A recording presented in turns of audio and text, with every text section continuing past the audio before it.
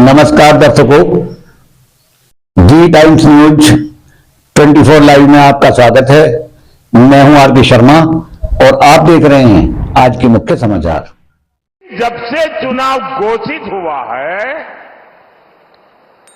इन्होंने अंबानी अडानी को गाली देना बंद कर दिया। मैं आज तेलंगाना की धरती से पूछना चाहता हूं, जरा ये साझादे घोषित करें कि चुनाव में ये अंबानी अडानी से कितना माल उठाया है, काले धन के कितने बोरे भर करके रुपये मारे हैं, क्या टेम्पो भर करके नोटे कांग्रेस के लिए पहुंची है, क्या सौदा हुआ है। आपने रातों रात अंबानी अडानी इनको गाली देना बंद कर दिया। जरूर दाल में कुछ काला है। 5 साल तक अंबानी अडानी को गाली दी और रातों रात गालियां बंद हो गई। मतलब कोई न कोई चोरी का माल टेम्पो भर भर करके आपने पाया है। जैन साथियों, पिछले 10 साल से मैं लगातार पूंजीपतियों के लूट का मुद्दा उठा रहा हूं। किस तरह से प्रधानमंत्री नरेंद्र मोदी अपने दोस्तों के नाम देश की संपत्तियां करते जा रहे हैं। रेल हो, सेल हो, कोयला हो, बिजली हो, पानी हो, सड़क हो, एफसीआई हो, एलआईसी हो, बीपीसीएल हो, हिंदुस्तान की सारी संस्थाओं को बेचने का काम किया। और अपने सबसे करीबी दोस्त अडानी के नाम पर उन्होंने सब कुछ नीलाम कर दिया। पोर्ट दिया, एयरपोर्ट दिया, कोयला दिया, गैस दिया, बिजली दिया, बड़ी बड़ी खदानें दी, 2.5 लाख करोड़ रुपए का कर्जा दिया। मैंने पार्लियामेंट में उनके सामने नारा लगाया, मोदी अडानी भाई भाई देश बेच के खाई मलाई। राफेल के मामले में पिटीशन किया कि किस तरीके से अंबानी को ठेका दिया गया। लेकिन बावजूद इसके 10 साल तक भारत के प्रधानमंत्री खामोश रहे। जब उनकी विदाई का वक्त आ गया, अब उनको अडानी अंबानी का भ्रष्टाचार याद आ रहा है। प्रधानमंत्री जी, आप कह रहे हैं टेम्पू में भर भर के रुपया पहुंचाया गया, काला धन आपके राज में पहुंचाया जा रहा है, तो आप कर क्या रहे हैं? 400 रुपए जिस किसान के खाते में रहता है उसके घर में तो ईडी पहुंच जाती है। जब इतनी बड़ी जानकारी आपको है, टेम्पू नंबर आपको पता है, तो आप अपनी ईडी सीबीआई को क्यों नहीं भेजते? मैं तो ईडी को और सीबीआई को कहूंगा कि तुरंत प्रधानमंत्री का स्टेटमेंट दर्ज करें और कार्रवाई करें अडानी अंबानी के ऊपर कि कहां और कैसे काला धन पहुंचाया गया। मैं समझता हूं कि ये प्रधानमंत्री नरेंद्र मोदी की हार की हताशा है। और जैसे कहावत है कि जब जहाज डूबने लगता है तो चूहे सबसे पहले भागते हैं, आज इनके चूहे जिनके नाम इन्होंने पूरे देश की संपत्ति लुटा दी, वो अडानी अंबानी भी अब इनसे भाग रहे हैं। और शायद अब मन मुताबिक काला धन और रुपया जो इनको मिलना था वो नहीं मिल रहा है इन दोनों पूंजीपतियों से, इसलिए प्रधानमंत्री ने इनका नाम लिया। और जहां तक हम लोगों के मुद्दे उठाने का सवाल है, प्रधानमंत्री जी, मुझे मालूम नहीं आपको स्मृति दोष के शिकार हो गए हैं आप, तो मुझे नहीं पता। मैंने अपनी हर सभा में आपके लूट और आपके भ्रष्टाचार को उजागर किया है।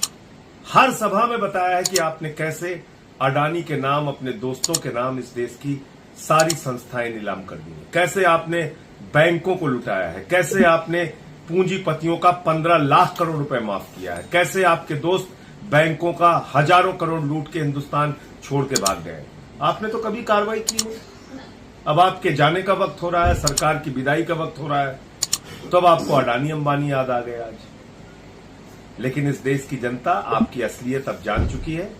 आपने इस देश को खोखला किया है। भारत माता की संपत्तियों की लूट हुई है आपकी सरकार में और जनता आपको माफ नहीं करेगी। आज प्रधानमंत्री जी 3 चरणों के बाद और बौखला गए, और इतने बौखला गए कि पप्पा अपने ही संतानों के खिलाफ बोलने लगे। बोलते हैं राहुल जी गौतम अडानी जी का और मुकेश अंबानी जी का नाम नहीं लेते चुनाव प्रचार में। मैं आपको याद दिला दूं प्रधानमंत्री जी, 3 अप्रैल से अब तक राहुल गांधी जी 103 बार गौतम अदानी जी का नाम ले चुके हैं और 30 बार मुकेश अंबानी का नाम ले चुके हैं। प्रधानमंत्री जी, आपने इन लोगों से और तमाम अपने औद्योगिक घरानों के दोस्तों से 8,200 करोड़ चंदा लिया इलेक्टोरल बॉन्ड्स के माध्यम से। गैर कानूनी था वो, अब तो असंवैधानिक करार कर दिया गया, सुप्रीम कोर्ट द्वारा कर दिया गया। पैसा लेते वक्त तो आपको कुछ नहीं फर्क पड़ा, अब जब जरा सा चुनाव हारने की स्थिति में आए तो इन्हीं के खिलाफ हो गए। अरे आप कमाल करते हैं प्रधानमंत्री जी, अदानी अंबानी के आप नहीं हुए तो हमारे आप तो कैसे होंगे आप? इस देश के और किसी व्यक्ति को तो कोई उम्मीद ही आपसे नहीं रखनी चाहिए। जब आप उनके नहीं हुए तो और किसी के तो नहीं हो सकते। प्रधानमंत्री जी, ये जो आपने इलेक्टोरल बॉन्ड्स का घपला किया था, इसकी पूरी जांच होगी, आप निश्चिंत रहिए। हम नाम सबका लेते हैं, हमें किसी से कोई डर नहीं है, हमें किसी की कोई चिंता नहीं है। हमें चिंता है तो इस देश के उन तमाम लोगों की जिनके साथ अन्याय हुआ, जिनके लिए हम न्याय का एक घोषणा पत्र लेकर आए हैं, न्याय पत्र लेकर आए हैं।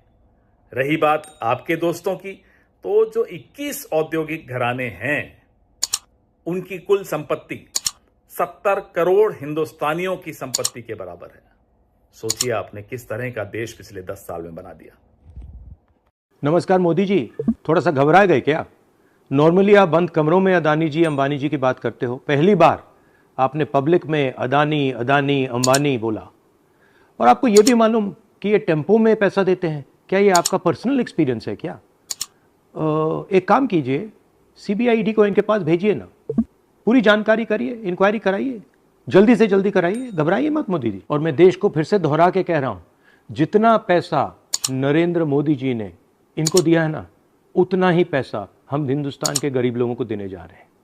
महालक्ष्मी योजना, पहली नौकरी पक्की योजना, इन योजनाओं के माध्यम से करोड़ों लाखपति बनाएंगे हम। इन्होंने 22 अरबपति बनाए हैं, हम करोड़ों लाखपति बनाएंगे। नमस्कार मोदी जी, थोड़ा सा घबरा गए क्या? नॉर्मली आप बंद कमरों में अदानी जी अंबानी जी की बात करते हो, पहली बार आपने पब्लिक में अदानी अदानी अंबानी बोला। और आपको यह भी मालूम कि ये टेम्पो में पैसा देते हैं, क्या ये आपका पर्सनल एक्सपीरियंस है क्या?